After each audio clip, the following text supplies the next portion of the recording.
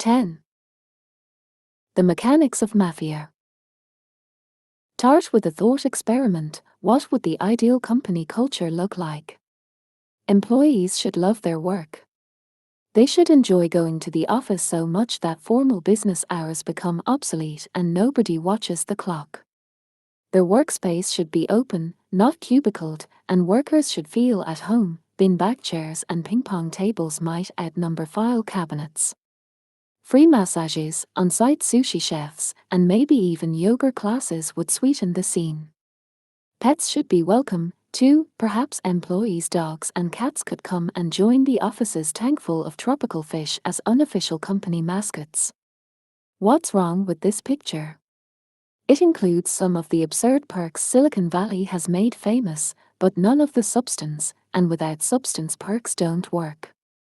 You can't accomplish anything meaningful by hiring an interior decorator to beautify your office, a human resources consultant to fix your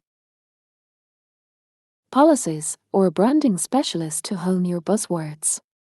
Company culture doesn't exist apart from the company itself. No company has a culture, every company is a culture.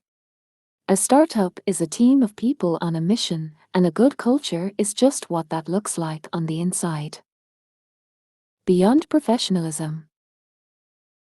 The first team that I built has become known in Silicon Valley as their PayPal Mafia because so many of my former colleagues have gone on to help each other start and invest in successful tech companies. We sold PayPal to eBay for $1.50 billion in 2002. Since then, Elon Musk has founded SpaceX and co-founded Tesla Motors, Reid Hoffman co-founded LinkedIn, Steve Chen, Chad Hurley, and Jord Karim together founded YouTube, Jeremy Stoppelman and Russell Simmons founded Yelp, David Sachs co-founded Yammer, and I co-founded Palantir. Today all 7 of those companies are worth more than $1 billion each. PayPal's office amenities never got much press, but the team has done extraordinarily well, both together and individually. The culture was strong enough to transcend the original company. We didn't assemble a mafia by sorting through resumes and simply hiring the most talented people. I had seen the mixed results of that approach firsthand when I worked at a New York law firm. The lawyers I worked with ran a valuable business, and they were impressive individuals one by one. But the relationships between them were oddly thin. They spent all day together, but few of them seemed to have much to say to each other outside the office. Why work with a group of people who don't even like each other? Many seem to think it's a sacrifice necessary for making money. But taking a merely professional view of the workplace, in which free agents check in and out on a transactional basis, is worse than cold. It's not even rational. Since time is your most valuable asset, it's odd to spend it working with people who don't envision any long-term future together. If you can't count durable relationships among the fruits of your time at work, you haven't invested your time well, even in purely financial terms. From the start, I wanted PayPal to be tightly knit instead of transactional. I thought stronger relationships would make us not just happier and better at work, but also more successful in our careers even beyond PayPal. So we set out to hire people who would actually enjoy working together. They had to be talented, but even more than that, they had to be excited about working specifically with us. That was the start of the PayPal Mafia. Recruiting conspirators. Recruiting is a core competency for any company. It should never be outsourced. You need people who are not just skilled on paper, but who will work together cohesively after they are hired. The first 4 or 5 might be attracted by large equity stakes or high-profile responsibilities. More important than those obvious offerings is your answer to this question: why should the 20th employee join your company? Talented people don't need to work for you, they have plenty of options. You should ask yourself a more pointed version of the question: why would someone join your company as its 20th engineer when she could go work at Google for more money and more prestige? Here are some bad answers. Your stock options will be worth more here than elsewhere. You'll get to work with the smartest people in the world. You can help solve the world's most challenging problems. What's wrong with valuable stock, smart people, or pressing problems? Nothing, but every company makes these same claims, so they won't help you stand out. General and undifferentiated pitches don't say anything about why a recruit should join your company instead of many others. The only good answers are specific to your company, so you won't find them in this book. But there are two general kinds of good answers: answers about your mission and answers about your team. You'll attract the employees you need if you can explain why your mission is compelling, not why it's important in general, but why you're doing something important that no one else is going to get done. That's the only thing that can make its importance unique. At PayPal, if you were excited by the idea of creating a new digital currency to replace the US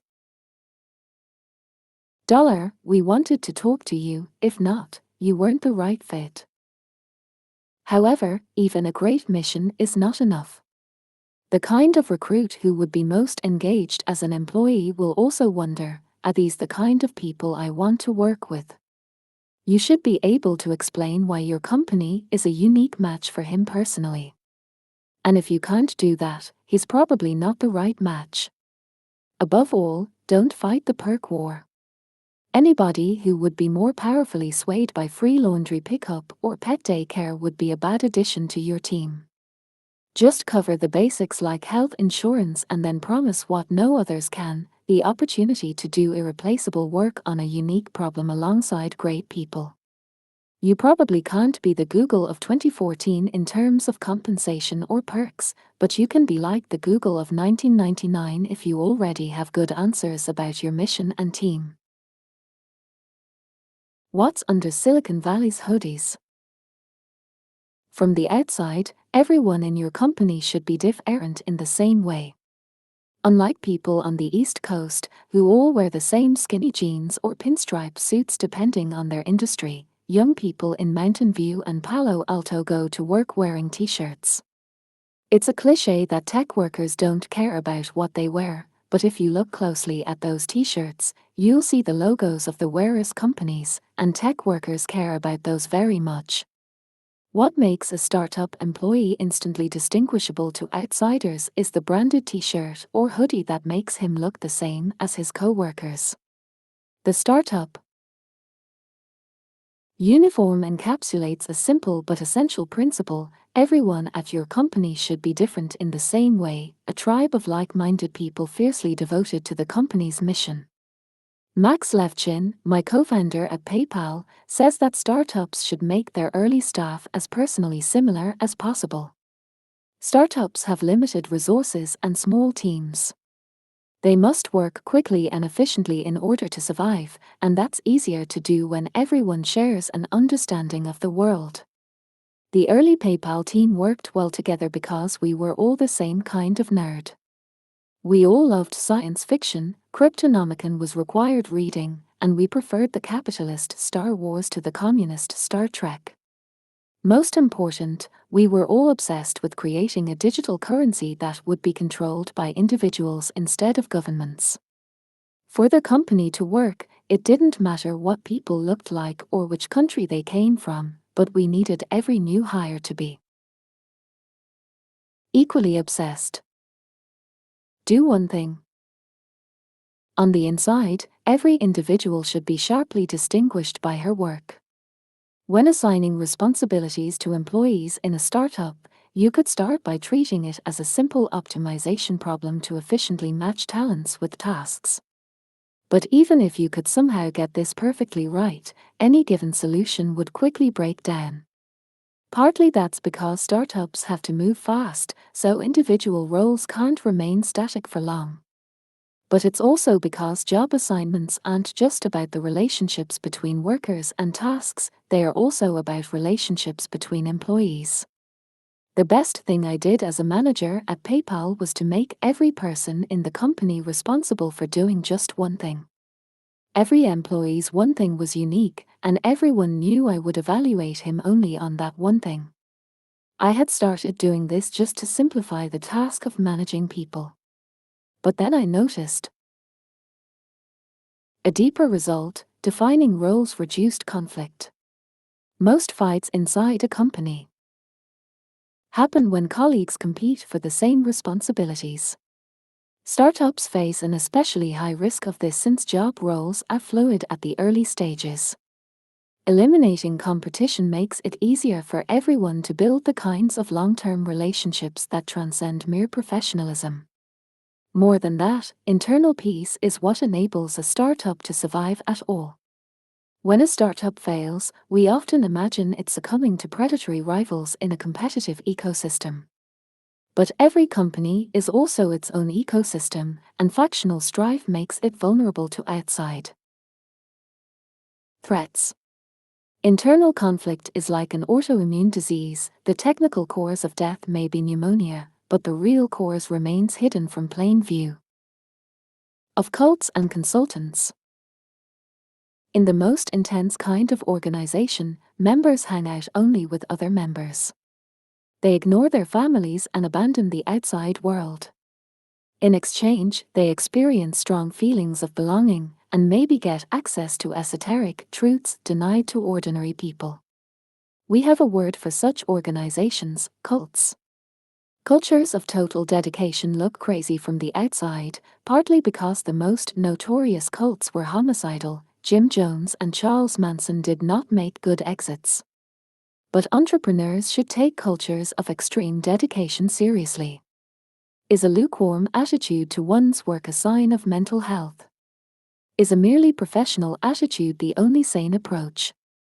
The extreme opposite of a cult is a consulting firm like Accenture. Not only does it lack a distinctive mission of its own, but individual consultants are regularly dropping in and out of companies to which they have no long-term connection whatsoever. Every company culture can be plotted on a linear spectrum. The best startups might be considered slightly less extreme kinds of cults. The biggest difference is that cults tend to be fanatically wrong about something important. People at a successful startup are fanatically right about something those outside it have missed.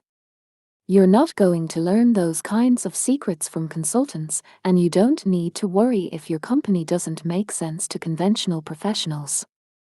Better to be called a cult or even a mafia.